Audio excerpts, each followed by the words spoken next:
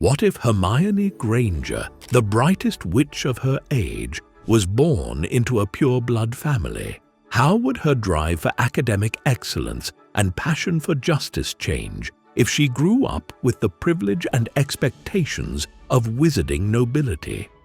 In the potions classroom at Hogwarts, a young witch with bushy brown hair raises her hand, eager to answer Professor Snape's question. Her quick mind and perfect recall earn her praise. But something is different.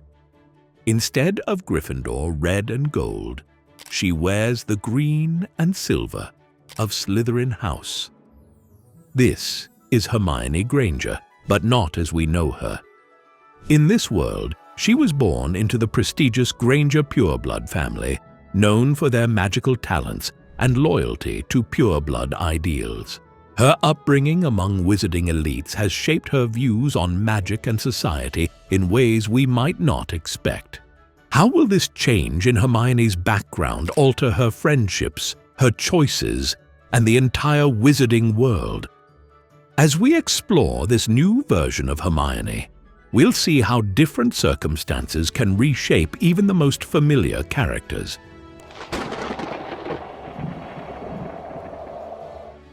As we step onto the Hogwarts Express, a familiar scene unfolds with an unexpected twist.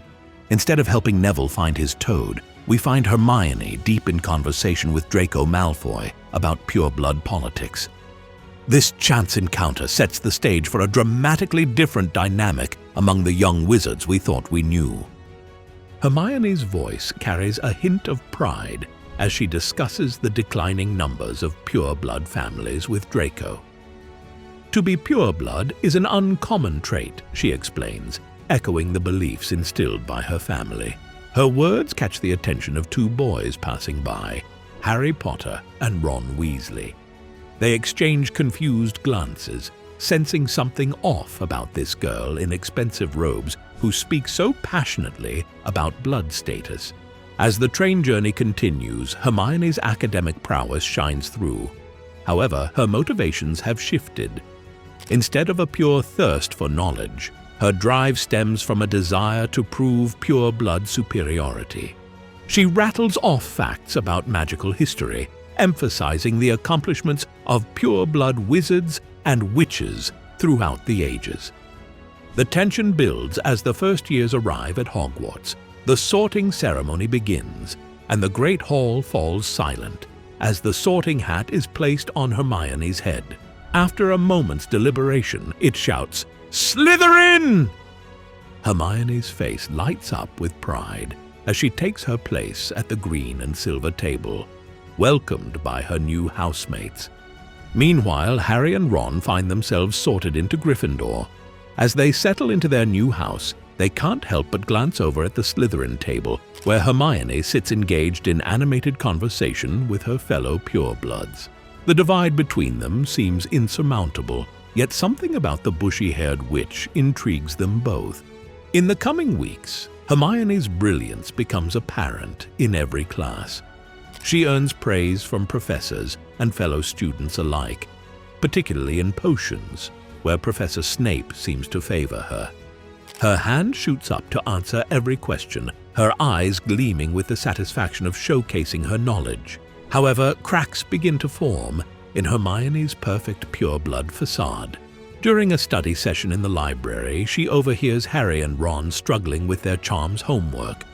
For a moment, she hesitates, torn between her ingrained desire to help and the expectations of her upbringing.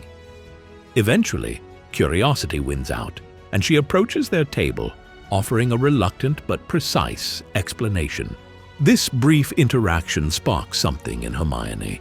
She finds herself drawn to Harry and Ron's easy friendship, so different from the calculated alliances she's used to in Slytherin. At the same time, she receives letters from home, praising her performance and reminding her of her duty to uphold the family's pure-blood values.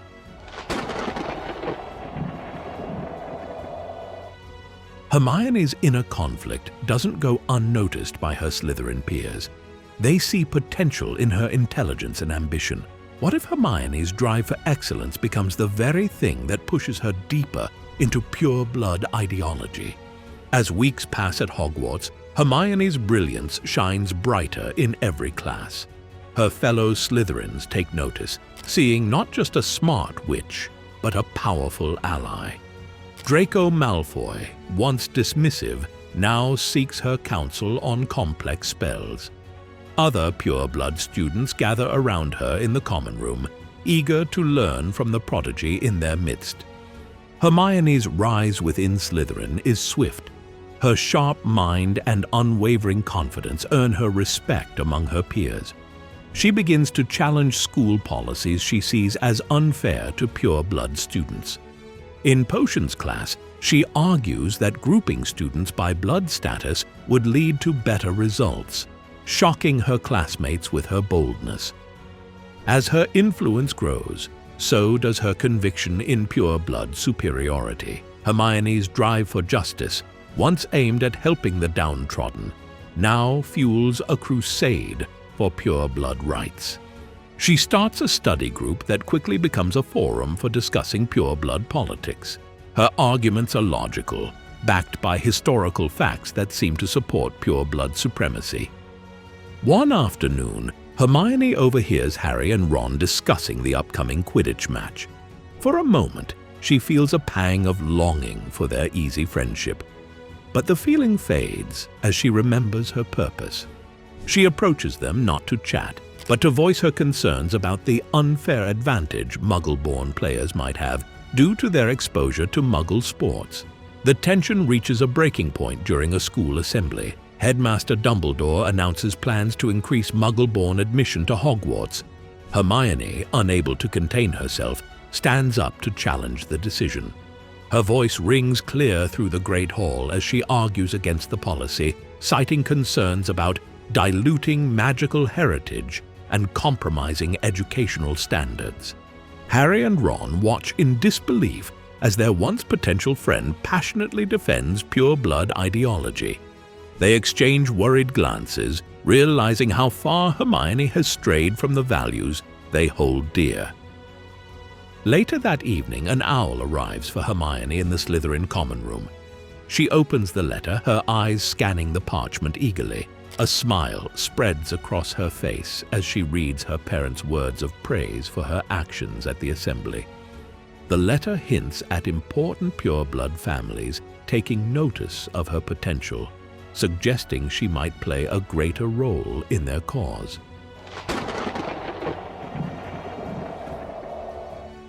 Hermione's actions have caught the attention of the wizarding world's most powerful figures. As she climbs higher in pure-blood society, a chilling question emerges. Could her brilliance and ambition make her Voldemort's most dangerous weapon yet?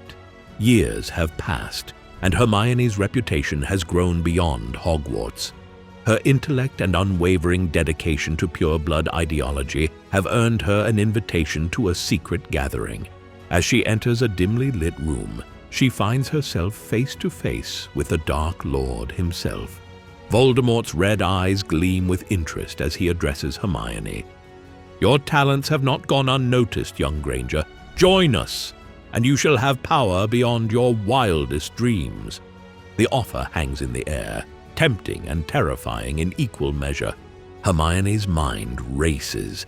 This is the ultimate recognition of her abilities, a chance to shape the wizarding world according to pure-blood ideals. Yet, a small voice in the back of her mind whispers doubts. Memories of conversations with Harry and Ron flicker through her thoughts, reminding her of a different path she might have taken. The Death Eaters watch intently, awaiting her response. Hermione's parents beam with pride, certain their daughter will make the right choice. But for the first time in years, Hermione hesitates. Her internal struggle is cut short as alarms sound. The Order of the Phoenix has discovered their location. In the chaos that follows, Hermione finds herself face to face with Harry and Ron. For a moment, the years fall away, and she sees the friendship that could have been. As spells fly around them, Hermione must make a choice. Will she stand with her pure-blood allies and fight against those she once called friends? Or will she listen to the growing doubts and turn against everything she's worked for? With a deep breath, Hermione raises her wand. The decision she makes in this moment will change the course of the Wizarding War. But more than that, it will define who she truly is, beyond blood status and ideology.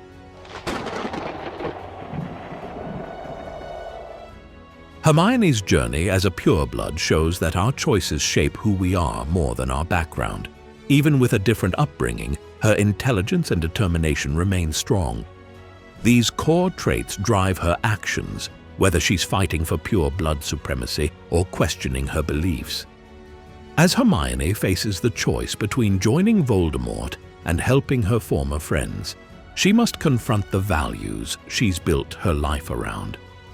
This moment of crisis reveals that her true strength comes not from her blood status, but from her ability to think critically and make difficult decisions. In the end, Hermione's story reminds us that our circumstances don't define us. It's our choices that matter most. This raises an important question. How might different circumstances have shaped your own choices and values in life?